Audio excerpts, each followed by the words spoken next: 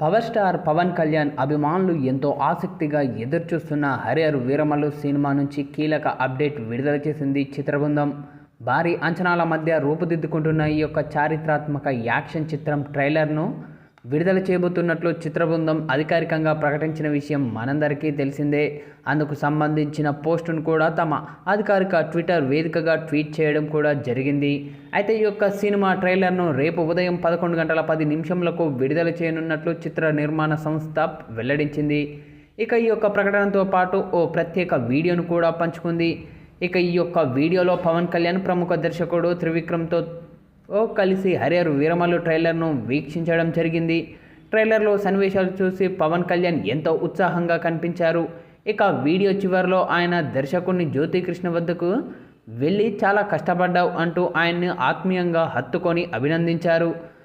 తుఫాను వెనక ఉండే శక్తి ట్రైలర్ చూశాక పవన్ కూడా తన ఉత్సాహాన్ని అదుపు చేయలేకపోయారు అని నిర్మాణ సంస్థ పేర్కొంది. మొదట క్రిష్ దర్శకత్వంలో ప్రారంభమైన ఈ యొక్క చిత్రాన్ని ఆ తర్వాత నిర్మాత ఏఎం రత్నం తనయుడు జ్యోతికృష్ణ పూర్తి చేశారు.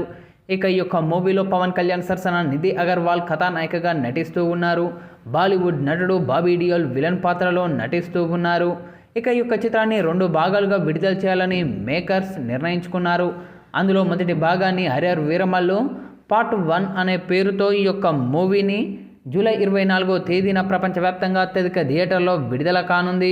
అయితే ఈ నేపథ్యంలోనే తాజాగా ఇప్పుడు ట్రైలర్కి సంబంధించిన ఈ యొక్క అప్డేట్ రావడంతో సోషల్ మీడియాలో ట్రెండ్ చేస్తూ ఉన్నారు పవన్ అభిమానులు.